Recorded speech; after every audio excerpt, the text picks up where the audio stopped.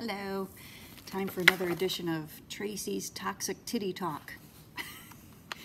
This one's heartbreaking. This is a letter I woke up to today. A gal I've been messaging back and forth with, private messaging. And so now I've got her whole story. And she said I can share it. I'm not going to give her last name, but her name is in here, her first name, because it is part of the story. This one's hard to choke down. This is a jagged pill to swallow, and I'm sure it is for her too. Okay, so she says, okay, why not just put it all out there? I've told some of my story. I might as well go ahead and tell it from the beginning, starting about 10 years ago. Honestly, I don't expect all this to get read by anyone, but I'm hoping it feels good to get this off my chest. Literally. I went to a plastic surgery office for a consultation on getting a tummy tuck. A lot of loose skin and stretch marks from pregnancy. Surgeon examined me and told me that he could take care of it. Never gave thought to my chest area. But he pointed out to me after the breastfeeding that I wasn't looking so great up on top and that he could fix it up for me. That is just wrong on so many levels. I have a hard time with that. I know it's their job and it's their bread and butter, but what, Hazel? But I know Hazel, my cat, must agree. You know, if you're not in there and insecure about your breasts, why do you point it out? This is why women are insecure, honest to God. I'm so torn with that one. So he let me know that they have a mommy makeover deal going. He told me they would do lipo, do the tummy tuck, shave down some of my hip bone that wasn't symmetrical, do a breast reduction removing the extra skin, give me a lift, and put in implants. I put all my information down, told them I was currently breastfeeding. Oh my God. And that I just had a baby 9 months ago. I felt good and excited about what he was telling me he could do for me. Little did I know I would be completely botched and go through a secret hell that I never talked about to anyone, which I'll get back to in a bit. I decided to go through with the surgeries. Richie, her husband, went in to pay the $500 it cost to secure the surgery date. Apparently, when I called them to see what time the surgery was scheduled for, they said there was no surgery scheduled. I was confused. The money was paid to secure the date. We got the info showing them withdrawing from our bank.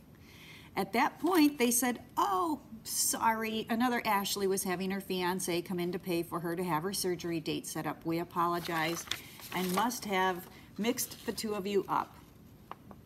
It happens. So they gave me the date and time, which was a month from my consultation. Being young and naive, I didn't think much of the time needed to dry up from breastfeeding. Because the surgeon didn't make me aware that they required a minimum of 3 to 6 months post-breastfeeding in order to be a candidate for the surgery. So the day before my surgery comes, I get marked up. The day I go into the operating room and then the next day I go into the operating room and get all the surgeries. She goes on to say, I wake up and the first thing I remember him saying is, I saved your cute butterfly tattoo. Right then, I knew I was effed up. Obviously, I couldn't see anything being all bandaged, and I really wasn't thinking the clearest coming out of anesthesia. But when I was able to look, I saw that my tummy tuck scar line was almost all the way up to my belly button. My left breast, the one that produced the most milk, was instantly rock hard and developed a grade 4 capsular contracture.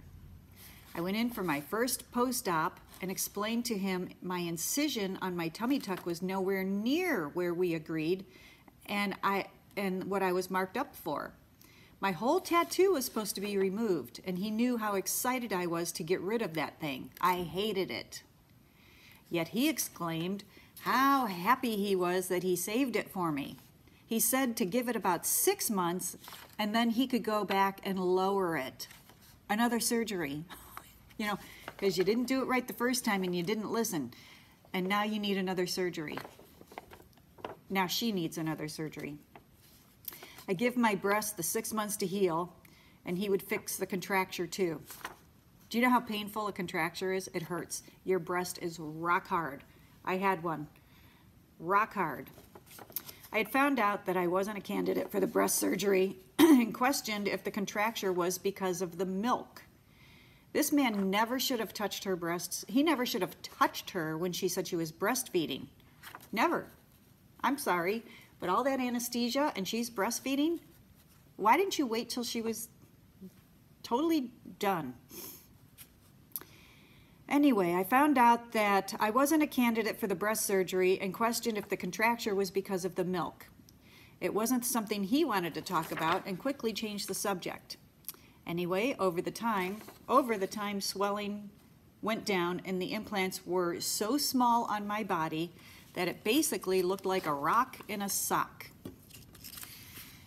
He said he would put in larger implants to fill in the skin, to fill in all his botched surgery. This man, oh my God, said he'd put in larger implants to fill in the skin while he fixes everything up and says he can save me $1,500 if I don't go under anesthesia. I've heard about this, and I don't get it. This not putting you under for major surgeries. So I figured, what's some pain? I'll deal with it to save money. Well, there's the most awful smell as you are cut open and are having your breasts cauterized.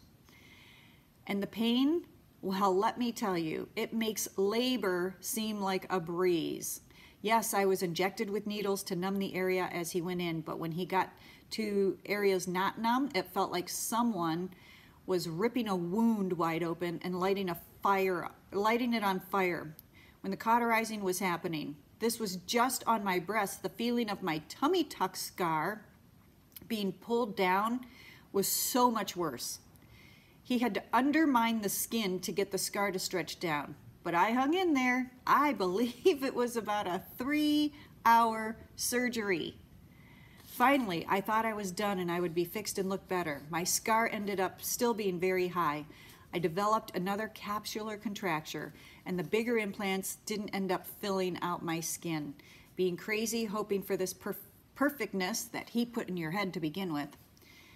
Being crazy, hoping for this perfectness that doesn't even really exist. I went back in for these procedures while awake. I believe a total of 9 times. During the following surgeries, I would have the nipples and areolas reduced in size and moved up higher each time, and one more implant exchange to go larger so it would fill my skin. Oh my God, this is heartbreaking.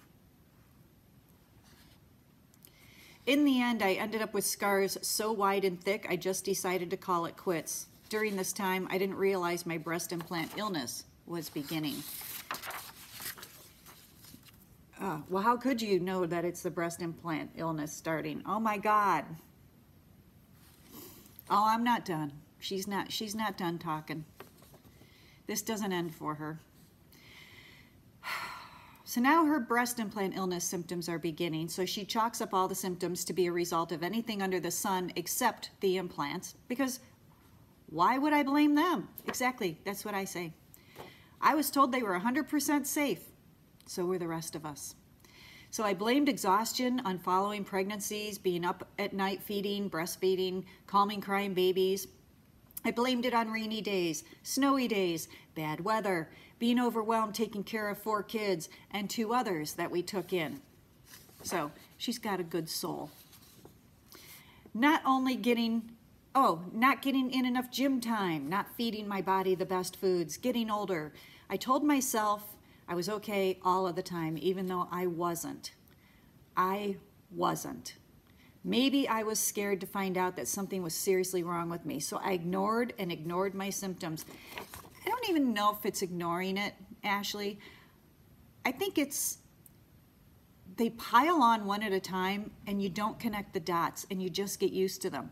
You get used to the fatigue. Again, you think maybe it's the weather, maybe I'm just tired, maybe I'm chasing 4 kids. You don't connect the dots, but I'm telling you, I'm 54 and I feel like I'm 30 again. I know all these people sit there and say that not everybody's getting sick, and that's true. I have friends, dear friends who have them, and they're not getting sick. And I pray to God that they never get sick. Everybody's body chemistry is different. My problem is they're ignoring the ones that are sick and pretending like it's all in our heads. That's where I have a problem. I understand not everybody's getting sick. I don't know if you're going to ever get sick. I hope you don't. But my body chemistry is different than yours, and there are 75,000 women on that Breast Implant Illness and Healing with Nicole Facebook page, 75,000 now, that all have the same symptoms, that are comparing notes. So God bless you if you have them and you're not reacting. I pray you never react. I wish I hadn't reacted, you know, but you can't ignore that people are reacting, that these are not totally 100% safe for everybody. They're not. So anyway, sorry about my rant there, Ashley. I'll get back to your letter now. All right. Maybe I was scared to find out that something was seriously wrong with me, so I ignored my symptoms. Plus, I didn't have health insurance, so I wasn't going to go into the doctor over and over. Fast forward to about 6 months ago, I see that there's a study trial for new implants coming back to the market. And I have this awful back pain to figure out. Yeah, I did too. Mine's gone since I pulled out my implants completely. I thought my back was broken. Anyway, I thought it would be cheaper to go about getting smaller implants put in. So this time, when I went in for the consultation, he said I would be a great candidate for them, but I would need to wait 6 months till my milk dried up. Interesting. Funny how he cared this time. Yeah, I'm with you on that one. So I stopped breastfeeding and wait 6 months only to get a call that they had filled the quota and no longer need patients for the trial. I went in for a consultation anyway to talk about another areola reduction. He said, no, let's just leave them alone and come back in a year and we'll do another checkup. At first I was so pissed about not being able to get into the trial, especially because I wouldn't have stopped breastfeeding. But I'm glad you did, because if you read all the stories about breastfeeding with implants in and how silicone shows up in your breast milk and other toxins are showing up and kids end up with ailments that doctors can't explain, and they're a lot like our BII symptoms, be glad that you stopped breastfeeding. At that time, I let the anger go and told myself that there must have been some bigger reason out there that I didn't get into the trial. At that appointment, he also, out of nowhere, told me not to listen to anything going on in the news about breast implants. So what's the first thing I do when I go home is I look up this news that he was talking about. Hey, way to let the cat out of the bag yourself, Mr. Doctor. It was news about breast implant illness. It took 2 seconds to realize that every symptom I had was caused by breast implant illness. Everything came together for me at the moment. Yeah, stay off Dr. Google is what they tell you. Yeah, don't listen to all these women. Ew, this is catching on like wildfire on social media. Well, there's a reason why, because you've kept us in the dark so long. We're all spreading the word to try to help all these other women out there. You think I like doing this? You think I like telling people that you think I liked having to go to my son, who's almost 28, and say I'm really sick because I was foolish and got breast implants when you were 7 and I'm reacting to them? No, it was embarrassing, but you know what? You're keeping everyone in the dark, so I'm going to sit here and combat you. I'll cancel you out. For every time you speak up, I'm going to speak up and cancel you out. That's right. The toxic bags were poisoning me. My symptoms were all because of the implants. I went back in and told him I wanted them removed. He told me, your symptoms won't go away when I take them out, and you will be ugly with saggy breasts. I can't tell you how many women I've heard that say their doctors tell them, you'll be ugly, your breasts will be ugly, you won't like them, you'll feel ugly. These people, I mean, did they pay attention in their psych classes and stuff? And that, if he took him out, he wasn't going to remove the capsule, and he would no longer see me again if I was going through the removal. That's when I went home and discovered Breast Implant Illness Group by Nicole. I knew I would never go back to my surgeon after that. Good girl. And I would figure out how to pay a qualified doctor to remove them. My story continues as I try to find a qualified surgeon to safely remove them. And that's where I am today, saving up to get these toxic bags removed from my chest and from my breasts. I'm just now hoping I can find an affordable, qualified surgeon to get them out. I'm very hopeful my story will end happily, so am I, and when I finally get them removed. And once they are, I will further update my journey. I know this is a long story, and like I said, I don't expect it all to be read. Oh, but we read it all. It was worth it. But I feel like I needed to get this all out there. It's the result, and get this all out there. I don't know what that is, alt of anything under the sun except the implants, because why would I blame them? I was told they were 100% safe. There you go. Another message. Tracy talking toxic titties. That one was with Ashley. Thank you, Ashley. That made me tear up when I was reading that this morning laying in bed. So we will all pray for Ashley and hope that she can find a qualified doctor to fix this. And boy, I wish we could put that doctor's name out there, the Dr. Frankenstein, because it sure sounds like he was fresh out of the gate and practicing on her and didn't know what the hell he was doing. There's a reason why there's a show called Botched. It's doctors like him. All right, have a great day, everybody. Oh, let me show you the lake. Here we go. Oh, look, that's our dock starting to go in. The rest of it's on the lawn over there. There's the lift and stuff that still has to go in. I gotta uncover all the patio furniture. But here comes summer. Getting excited. All right. Happy travels, everyone.